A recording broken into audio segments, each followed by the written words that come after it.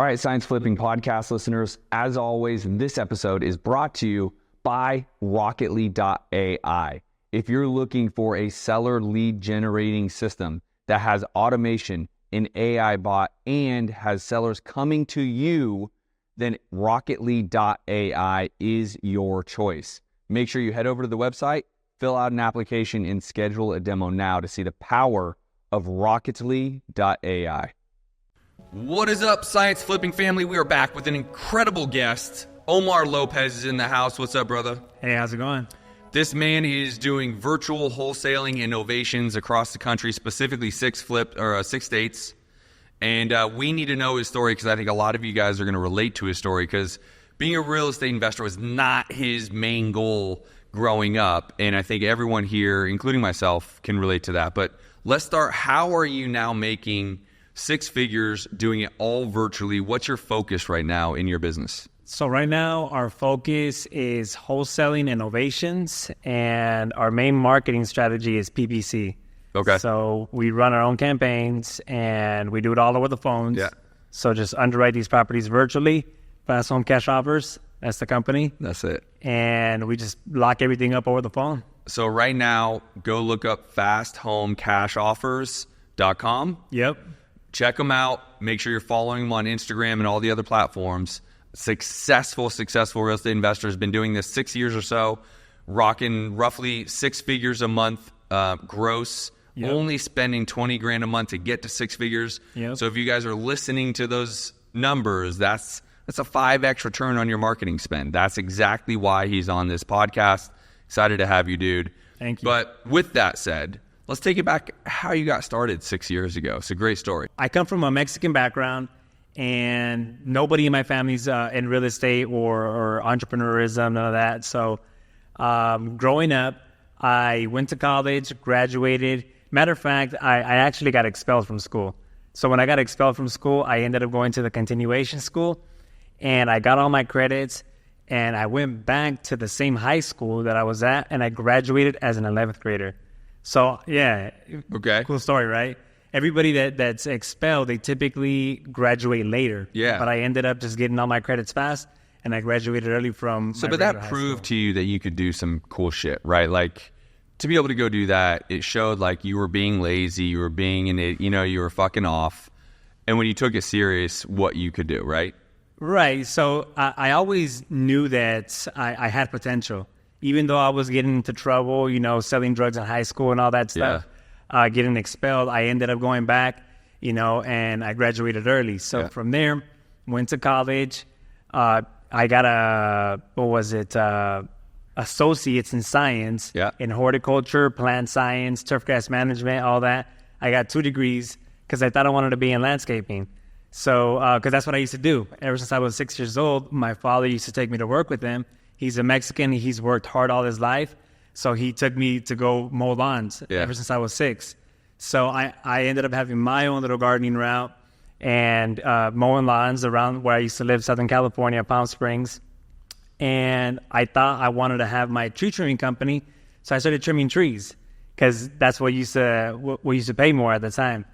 And this was the start of my entrepreneurial endeavor because I ended up quitting the job that I had for a year and a half. I bought my own tree trimming equipment, a new chainsaw. You're putting it on your shoulders. You were going to go do it yourself. Yeah, I remember it was palm tree season roughly 6 years ago in June. And I remember just venturing off. I said, you know what? It's tree trimming season. I get paid more if I do it by myself instead of working hourly. So I got all my equipment. I remember making like $600 in one day. And to me, that was a lot of money. Right. I mean, it's still a lot of money. I mean, depending on who you are, that's a lot of money. But I had to trim 40 palm trees that day, up and down, up and down. That was brutal. You're not going to see me doing that.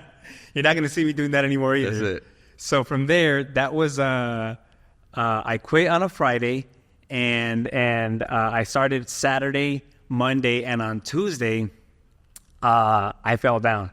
I was on this palm tree. You were in business for like a week, less than a week, 3 days. 3 days. 3 days. So this was my first failure, going out into business. Yeah. And I failed immediately. Yeah. Well, Okay, so you fell off the palm tree, first of all. Yeah. And break your back. Like, what happened? So the palm tree broke, and I came crashing down on a brick wall. Yeah, on my butt. So all that weight, just compression right on a brick wall? Yeah, so I have a fractured vertebrae. Yeah. So I had to get surgery on my back. I have 2 rods going down the middle and 6 screws that is holding together my L1 vertebrae because I had a burst fracture. So is it like, and I know you're into fitness because I know you personally and we're friends, like mobility, waking up in the morning, does that really affect you? Or are you, because you're into fitness, because you do that kind of stuff, you're able to get away with it? Or is it like every day you're in pain? No, so it just depends on what I'm doing. Yeah. So I can move, I do hot yoga. Yeah. I lift weights, but I also try to take care of myself. That's why I got stem cells a couple weeks ago. Yeah. I got 300 million stem cells all throughout my body. No big deal, 300 million. 300 million stem cells because I'm trying to take care of myself. Yeah. So, I make sure I don't drink anymore. I quit drinking, all that stuff, taking care of my body. That seems to be a common theme in the boardroom these days. Is the boardroom used to be a little bit more like, hey, let's go grab a cocktail. Now it's like everyone's like, bro, let's go for a run or let's go, which is super cool to see. It just means people are trying to be the best version of themselves. So absolutely love that. Yeah. By the way, he is local here in Miami. That is why we are also here. So you're in 6 states, kind of moving into real estate. You're in 6 states. Yep. You're doing all through PPC. All PPC. And you live here in Miami. Yep. What states are you in? So we're in Florida, Georgia, North Carolina, Indiana, Texas, and Alabama. I love those states, by the way. So if you're wholesaling, I need to buy more from you. All right. Like a lot more. All right. As someone who buys, I'm buying more than I'm actually wholesaling. And it's just it's just hard to find good deals, right? But I'll buy from agents, I'll buy from wholesalers. I usually will only buy from boardroom members or my own Science of Flipping community. So I love all those states. I love Texas. I just bought 3 separate apartments already this year in Alabama. Wow. I love Florida, of course. I love North Carolina. So, bro, let's get us locked in with my acquisition team 100%. Yeah. See, this is another great reason to do this podcast. I need to buy more. So, you're doing all virtually. You don't have really boots on the ground per se. Now you might because you do enough in certain markets. But talk to that. Like, how are you doing this all virtually without necessarily an office in each one of those states? Yeah, so, it was a little bit of a mindset shift when we started locking them up virtually back like 2 years ago, because I remember at the time I went to a mastermind and there was a bunch of guys in the room that were doing it virtually. And I remember speaking to this one guy and I said, hey, how do you guys lock these up virtually? Nowadays everybody has to go out there and view the property first. And he said, bro, nobody does that anymore. And I was like, what? So the way that we do it is just we have leads that come inbound. People fill out a form on our website, and I have a team of closers and follow-up specialists. As soon as the lead comes in, they go ahead and call it immediately, text it, email it, engage the person on the line. And from there, we have an entire process where we're learning about their motivation, what they're trying to accomplish, just trying to figure out if they're even a good fit for us or not. Mm-hmm. From there, if it is, we have an entire script and everything, and we'll underwrite it. We'll hang up and figure out what the numbers are, run the ARV, run the as is, if it's going to be an ovation. From there, call them back and deliver the offer, negotiate with them back and forth.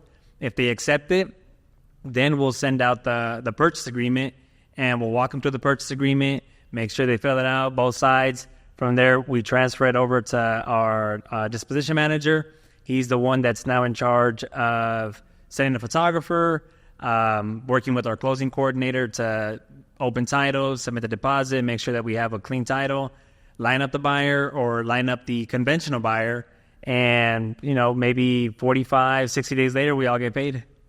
As a real estate investor, one of the most challenging hurdles you'll face is figuring out how to fund your first project and then how to keep the money rolling in for all the projects that follow while holding on to as much of your profits as you can. This is a challenge that today's sponsor, Fund and Grow, knows all too well.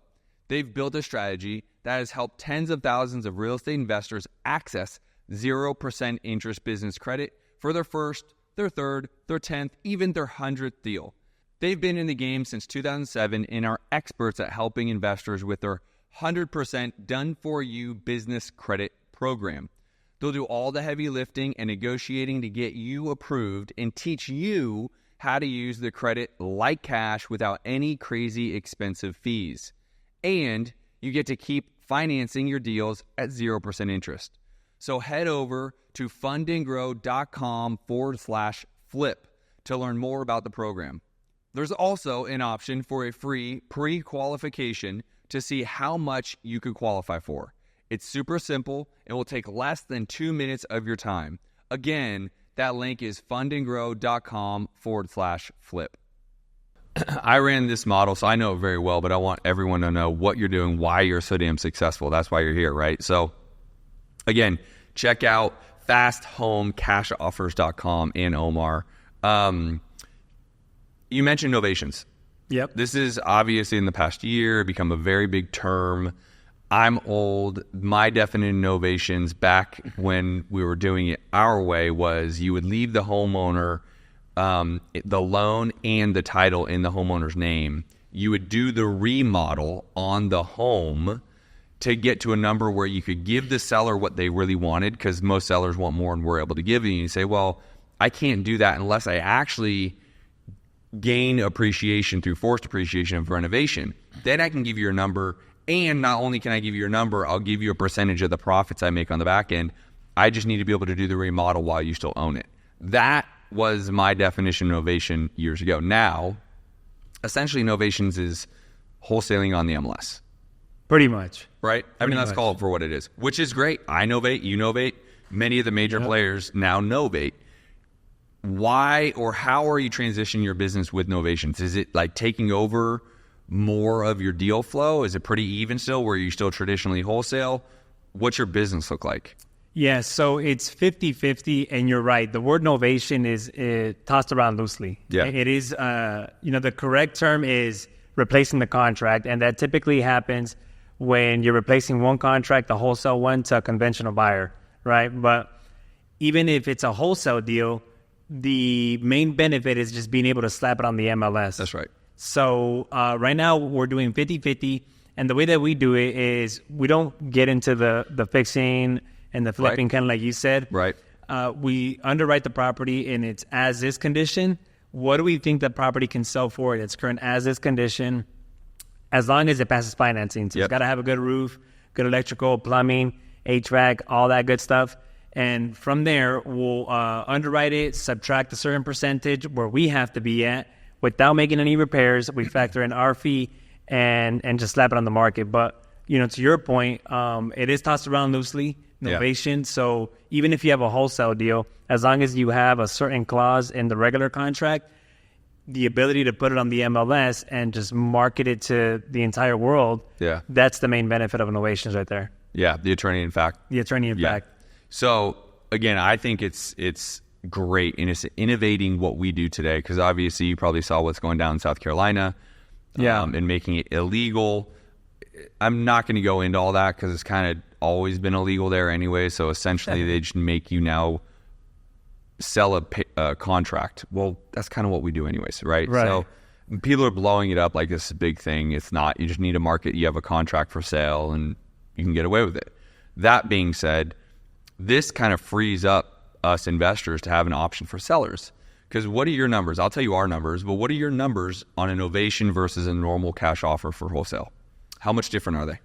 Right now we've been getting a little better with wholesale just by negotiating deeper contracts. Yeah. But if you're talking about like a regular average assignment fee, maybe that could be 15 to 20K. If you ask the rest of the industry, novations typically are a little bit larger. For sure. They're like closer to 25 to 30, right? So I think the main benefit is also giving the seller what they want, right? That's right. The seller, they really don't care what you do as long as you pitch it correctly. They just want their money, right? So the wholesale is going to be smaller, and your offer is going to have to be a lot lower. But with the novation, you say, you know what, just dial it in the pitch. I'm going to line up my end buyer, and we're going to take care of the rest. So then your fee's going to be a little bit larger, 25 to 30K. So what I was specifically asking, even though I think that's a good answer, Bubba math numbers, our company does about 60% of ARV. Ah, okay. That's Bubba math, right? That's Right. not the perfect formula. But if we can be around 60% of ARV, that would be our offer to the seller, Right. right? Right. Now, Innovation gives us 80% of list price. Roughly. Not yeah. ARV, of list price. Roughly, it's Bubba math, right? We're right around the right. Now, if I can get 70% of list price, I want it. But Right. if I can get up to 80%, that usually mathematically creates a good profit day for me and gives the seller more of their own equity, right? Correct. And so, again, if you're not doing novations, make sure to reach out to Omar, follow him on social media. We'll link everything below. What is your handle on Instagram? It's the Omar Lopez, but it's the Omar Lopez. There you go. Yeah. Make sure you follow him. Ask him more questions about novations and what he's doing and how you guys can all work together. I know you're doing a lot, but this gives us an opportunity to help the seller in a way before, if you can't get the cash offer done, you kind of like, well, done deal, right? Yeah, and the thing is that we had to pivot more into novations about a year ago, and it's also a benefit for the wholesaler because when the interest rates went up, the wholesale offer wasn't working. Mm-hmm. Everything was super hot at the time. Yep. Right? You can lock up anything and sell it. Yep. So then when the market shifted, there were still conventional buyers, not so much cash buyers. That's right. So that's when we had to pivot also. Yeah. So last year when we pivoted to novations and PPC was when we really started seeing things climb up. So you're doing 50-50, 50 normal wholesale cash offer, 50% novation. Yeah, right around there. Are you doing any different marketing verticals or is it all 100% PPC? It's all the 100% PPC. And you run that in-house? In-house. Why don't you use an agency? We recently started playing with an agency that allows us to adjust the lead flow like we want it, but it's only PPC also. Yep. Because we just hired new team members. So our campaigns, you got to be careful with Google campaigns. For those that know how to run them, you got to make small changes. Yep. Because if you make a big change, it'll break your campaign. That's right. So with us, we're dialing it in a little bit slow, and we're adjusting the lead flow how we want it with a particular lead broker. So if someone's listening to this saying, Omar, I want to do what you do, I'm just starting, what's your advice to that person right now? Imagine Omar 6 years ago. What kind of marketing? Should they be doing PPC? What would you advise that person? I guess it just depends on how much money they have. Yeah.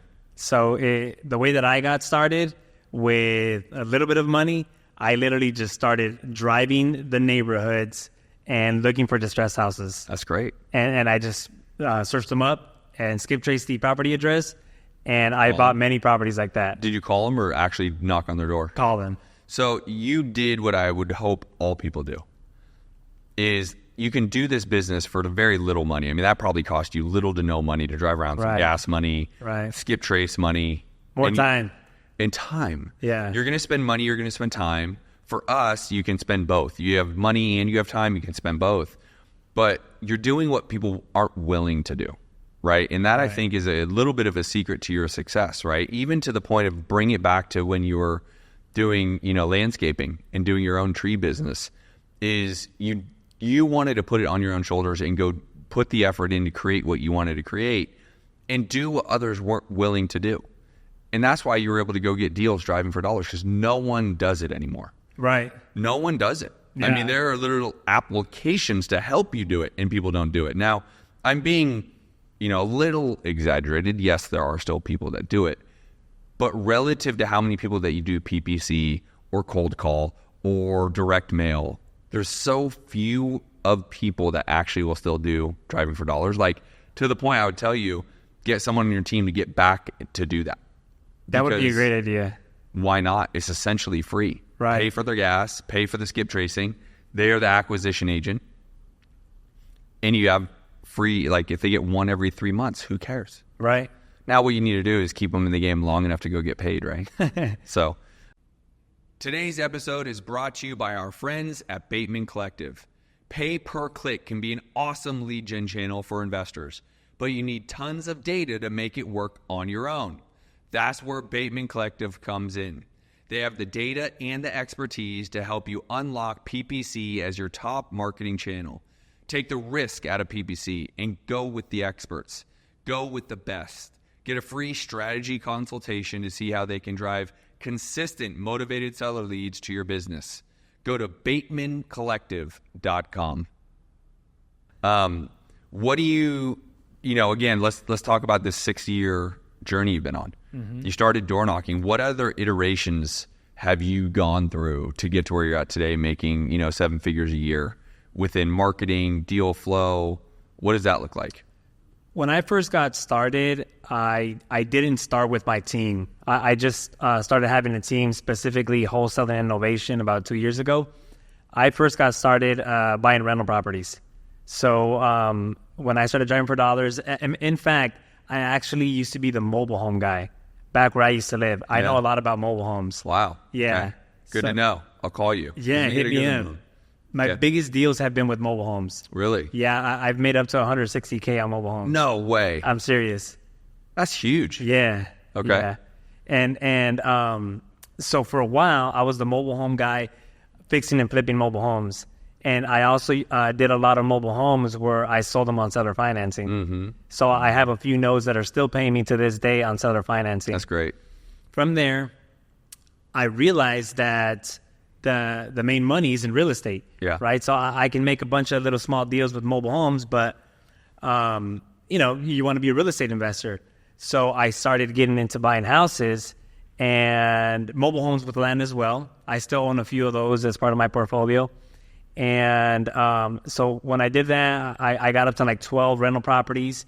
And I remember at the time, I used to beat myself up a little bit also because all the experience that I had in the mobile homes, I thought, oh man, I wasn't a real estate investor. I'm not a real estate investor. But that experience with the mobile homes is what allowed me to make those big rips, 100K plus 100%. With the experience that I had. So from there, about 2 years ago was when I decided to get my team and get in office because I started running out of money. Oh, yeah. I started getting equity rich. Yeah, I was just going to say, if you're taking all your cash and putting it in, you're getting equity rich, but you have no more money. Right. When I least expected it, I was a millionaire in net worth, but I was cash poor. Right. So I said, all right, I got to flip the wheels back, and now I'm going to focus on building a machine with generating active income through wholesaling, flipping, novations, and that's been what's going on for the last 2 years with my team. Okay. Yeah. So you started buying rentals. Do you still have them all, or did you sell them off, or what did you do? I sold off a few. Yeah. So we have 6 now. Okay. Yeah. I always advise people to buy rentals fast. So I like that you did that. Buy them early. My biggest mistake I always say is not buying rentals early enough. However, the way you did it is how I advise not to do it, because it is very easy to go get wealthy but cash poor. Right. And that doesn't help you. It doesn't help your business, right? It's the long play. I understand that. But even to the point where you should have been wholesaling it to yourself. Absolutely. Right? You should have an entity that contracted it, sold it to your other holding entity for a $10,000 assignment, and made the money. Even if you did that, at least you should have been doing that, right? Right. Really what you should be doing is not using your own money. That's you what should you be do. going, right. I just went out and raised, I don't even know how much, but like I had to go get $500,000 because I came in a crazy circumstance that like one of my equity partners that owned the property with me had to exit, crazy scenario. So I was like, well, damn, okay, that's a big chunk of money. It's not 50 grand. So I went out and within one day I raised $500,000. None of my own money. No, it's an apartment. So that's how you buy all your properties, just by raising money right now. 100%. You should be doing the same thing. You don't use any of your active income? None. Wow. No one should. You shouldn't. I shouldn't. Nobody. No one in boardroom should. It should all be raised capital. And this is something I'm happy to show you, but absolutely, you should be building a portfolio, and it has to make sense for the lender and for you, right? So what you can't go do is you can't go out and raise capital, and let's just use 10% interest as a number. And the whether it's an apartment, single family home, whatever, it's not performing. So now you're still debt service coveraging the 10% every month. So you have to make sure you're underwriting it in a way that you can structure the debt. So a great example, what I would encourage you to do, especially on bigger properties, if there's a apartment or a 4-unit, 5-unit bigger, defer the interest for a year and then do a refi and pay them off. You can do the same BRRRR method on a single family home, and you can do it on an apartment as well. But nobody, in my opinion, should be using your own active income to buy rentals. Good.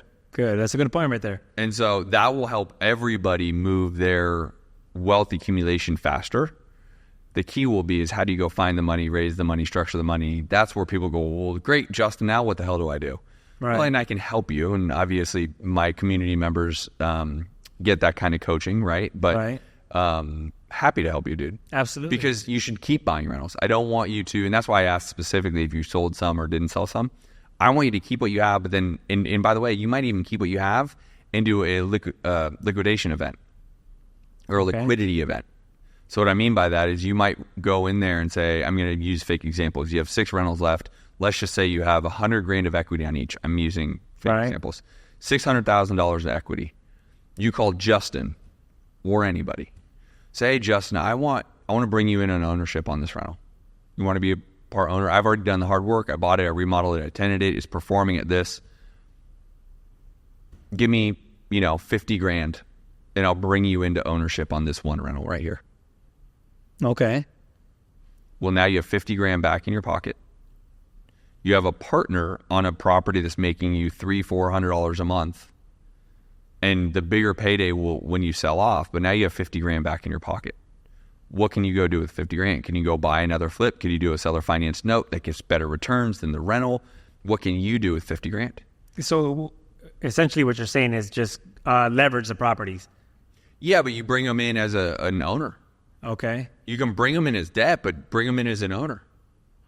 So again, I'll just use the example. Let's say you own a home, it's worth $200,000. It's rented. It's bringing in $1,800 a month. You have $100 of your own cash into it, or equity. Right. So you say, hey, I'm going to sell off 50% or $50,000 worth of equity. I'll give you 20% ownership for that. Right. Or technically 25, because it's worth 200. You're going to give me $50,000, which is 25% of 200. I'll give you 25% ownership in this rental. You'll have 25% of the net revenue. You'll have 25% of the profits when I sell it, etc. Yeah. That's been one of my main questions that I've had myself. What's the right balance of, keeping properties or how to keep buying more? Because some of these properties that even if you did that, for example, even if you didn't fully listen to what I'm saying to you, and you took that $50,000 and bought another rental instead of just putting it in your pocket, well, now you have 2 rentals instead of 1. Right. See what I'm saying? Yeah, I hear you. Rinse and repeat that. But also, the other thing I would advise you or anyone is run the BRRRR model. Don't buy a rental property. Here's what, you probably see this all the time. Subject to wholesale fee, 30% down, right? Do you see this all? Mm-hmm. To me, that's nonsense. Yeah. I'm going to just stick, the whole reason you're doing subject to is because the loan is great. It's 3%. You're like, I want that loan. Yeah, but you're going to put $60,000 down and you're going to sink it into that home because you're not going to refi because you want the loan. So now you have $60,000 into this home. What are you doing? People like you and me and people that know how to move money, we can move money in a way better return on investment than sinking $60,000 into that home. Right. So I don't want any of your money into those homes. Right. So are you buying in multiple areas also? Yeah. Even single families, or are you focused primarily on multifamily? All of it. Single family and multifamily. You're not worried about sticking to specific markets? No. Well, so I actually stick to basically the same states you do. North Carolina, South Carolina, but Florida, there's multiple Georgia. markets there, right? You're just buying everywhere? Mm-hmm. Got it. Now, respectfully, I'm not buying in rural areas, right? I'm sticking to the major cities like Birmingham, Alabama, Oklahoma City, Dallas. I just bought one in San Antonio. Just bought one in Pensacola. So Pensacola, some people might think is rural, but it's not. People need affordability, and Miami is way too expensive. Yeah. Right? Yeah. And why wouldn't you just stick to a specific market, maybe just buy all in Pensacola, per se? We could, and I think about it, but I just think there's a lot of opportunity with markets that I'm in that a good deal is a good deal.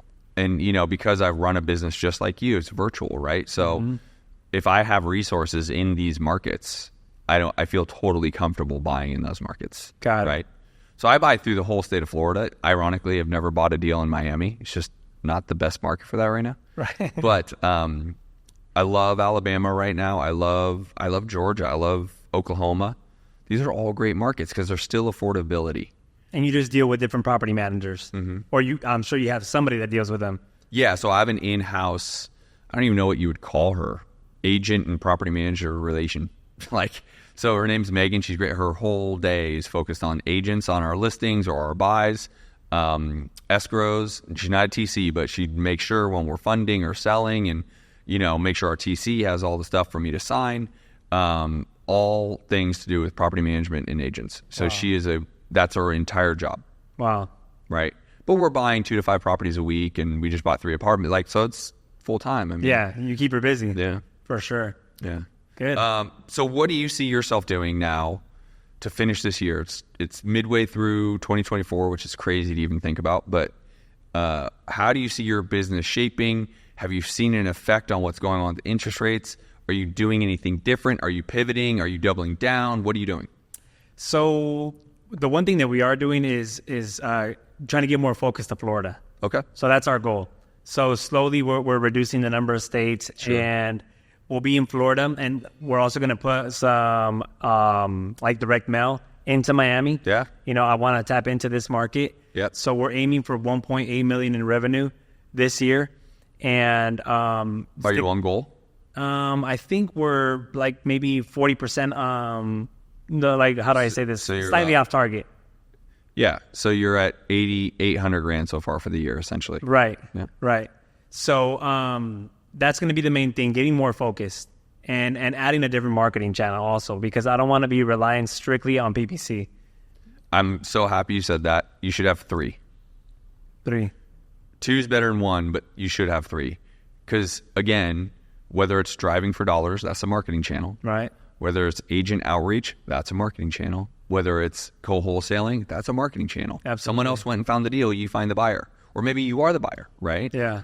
Or I'm the buyer and I love, let's just say Birmingham or I love Pensacola or wherever. You're like, hey, Colby, I'll make $2,000 on this, but I think it's a pretty good deal. Just go get the deal done. It's a marketing vertical, right? Absolutely. So you should always have 3. Yeah. Just only working 1 is short-sighted. It can work, but you will have, because this, PPC sometimes just shits the bed. And you go, now what? The thing is that you're just relying on that one channel. And let's just say that something happens to that one channel, yep. Then there goes your lead flow. That's right. Yeah. You and I are both friends with Nick Perry. What did you learn at his mastermind in Cancun? What was your big takeaway? So one of the big takeaways was this guy that he's very aggressive with the way that he does business. And, this might sound a little hard, but he even will sue sellers if he has to, right? I mean, wow. If they want to back out of the contract. Yeah. But I think it was just a mindset of just being able to hold your ground and just being more tough, Sure. recording the memorandums on yeah. the property, defending your contract at all costs. I think, in this industry, it's very easy for sellers to go and shop around. Of course. And so they might not take you as serious. So just having that tough mentality of being able to stand your ground, record the contract with the county, or if it comes down to it, if it's a really good deal, if the seller's not taking you serious, and if you have to, take them to court, then, just stand your ground. I mean, your business is your business. It's Yeah, your it business. is. It's your livelihood. It's how you put food on the plate, right? Absolutely. So I can understand that for sure. Yeah. And that everyone's shopping deals, all the sellers now. Right. How many other people are in the world trying to give a higher offer because you got it contracted at 100, they'll offer 105. You're like, great. Especially with PPC. Yeah. With PPC, they're filling out multiple forms at the same time. That's right. So when they're contacting you, they have other people contacting them at the same time. Yep. Yeah. So you're going to go direct mail. Are you going to do Yep. direct mail to the lead you already brought in from PPC, or brand new, lead gen direct mail? Brand new. Cool. Yeah, brand new. I'm trying to focus on South Florida specifically. How much are you going to spend in direct mail? I think we'll test it out for another 10K. Okay. Yeah. But you got to be consistent, right? Of course. You can't throw 10K, see if it works, and then quit, right? You got to go. I tell everyone you got to go 3 months or don't do it, Because you just don't have the runway you need to measure direct mail if you do anything less than 3 months. Got it. So whether you can still sustain 10K or not, maybe you adjust that number. If you're going to do it, but don't do it for a short amount of time. You got to run for 90 days. Yeah. It's kind of hard to leave PPC right now because with the 5X return. And it's it's not nor. Right. Don't take away from your PPC budget. That'd be silly. You just got to add on to the direct mail budget. Yeah. Direct mail is the next marketing channel. Okay. And then I think just opening up a JV branch as well. Nice. Just having, that's why I'm trying to focus on my brand right now. Yeah. Have other wholesalers reach out to us, other realtors. So you heard that right here, right now. If you're a wholesaler in Florida, make sure you're reaching out to Omar. Or a realtor. Or realtor. They have deals also. That's it. Yeah. Make sure you reach out to Omar. Absolutely. Okay, so you're gonna open up a division direct to investor. Right. Are you going to open up a division direct to agent? I think it'll be the same one. Okay. Yeah. And I would tell you everyone should be doing that. That's the right thought process. Right. All these things are ands, they're not ors. So keep doing that, right? And so you're projecting 1.8 to finish the year. Yeah. You're at 40% of where you should be right now. So let's just say you're right now. If we stick to where we're at, we'll finish at 1.4. So we got a little bit of work to do. Yeah. Yeah. So you're at $700,000 for the year so far. If you did the same thing, you'd be at 1.4. Yep. Okay. But Novations probably helped that a lot. It did. Yeah. Just having that extra exit strategy has really helped us over the past year. Well, there's two things. You need diversity in your exit. You need diversity in how you acquire. So it sounds as if you're already getting diversity in your marketing. Right. PPC, direct mail. Is that what you mean by when you acquire? Yeah. Okay. How you find a lead. Got it. Marketing. Got it. So diversity in marketing and diversity in how you exit. So what I would encourage you to do is go find another exit strategy. Right. That's why the goal with doing deals down here in South Florida is to do some fix and flips. Yep. Because what we're not doing... the market. You can trust the market. Yeah. So I used to do more fix and flips out there in Southern California. Now, since we're all virtual, we do a couple of the fix and flips virtual. And I mean, they can be successful if the numbers make sense. But it just makes more sense to have a local contractor build the relationships with the market that you understand. You're not wrong, brother. I still, to this day, I still have contractor troubles. There's no doubt about it. And you do them all over the state too, flips, right? I do, yeah. So from Oklahoma to, again, Pensacola to, I think we're buying one right now in Fort Myers down, or I guess up. No, west. And you're fixing these up if they need. If I buy a rental, I fix them up. I fix up every single one of our properties. The reason why is, remember I said you need multiple exits. So I could either keep it and refi it as a BRRRR because I added the value, or I could fix and flip it. So I need any property I buy to be in the box of it's a good rental and it's a good flip. Got it. So that makes it, that's what I'm saying. It makes it much harder for me to be willing to buy. So some send me your deals because it's hard, because not every deal, some are great rentals, right? But you're like, this is a terrible fix and flip. It's a great rental, right? I'm buying too high. That's a good point. So I wouldn't buy that. Having the end in mind when you first acquire the property, because if you don't fix it up, then you have a less exit strategy. That's right. So you just got to make sure that you're setting yourself up correctly. Yep. Yeah. So sounds like you are on a trajectory to do some good stuff. How are you seeing this next phase, right? 6 years, you're not a rookie anymore. You've been doing some stuff. I'm sure you have some scars to prove it. How do you see this next kind of phase of your journey? Where do you see yourself maybe pivoting? Why, if at all, right? Do you want to, sounds like you want to shrink in, get a little bit more localized to at least Florida, maybe even to Miami. Talk about kind of where you see yourself going in the iteration you're going to go through. Yeah, so right now our goal is to make sure that we have good leaders in our company, right? Having good people. So, anybody out there that is looking to join a great team, if you're a good leader, you want to be part of an amazing company, Fast Home Cash Offers, reach out to us. So hit him up on Instagram, probably is the best place, right? Yeah, hit me up on Instagram. Omar-Lopez. Is that _Omar Lopez. _Omar Lopez. Yeah. So that's what we need. Good people, good leaders. And that's going to be the next phase that I'm going to be pivoting to make sure that we get out of this momentum stage and really start focusing on the business. But bro, you know what's funny? If you really take a look at, like, again, I'm removed from your business, right? Right. Think about what you're saying and think about where your friends are at in life for a second. Okay. 6 years ago, essentially you were broke. I was. You had a broken back. You had to get surgery. 6 years later, you're on pace to do $1.4 million in revenue, and you have a goal to hit 1.8. Isn't that kind of fucked up? It is. Like, why are you different? You know, I ask myself that all the time, you know, and I think... What are you doing different? I mean, they breathe. They have a heartbeat. They blink. Why is Omar different? I'm determined, bro. I'm determined. I'm relentless. You know, I have my parents that rely on me, and, you know, I have a mission to be the best man possible. You know, I'm a firm believer in staying well-rounded with faith, family, fitness, finance. You know, I quit drinking. You know, I'm on a mission right now. Yeah. I'm on a mission, right? I do hot yoga. I have the ice plunge at my house.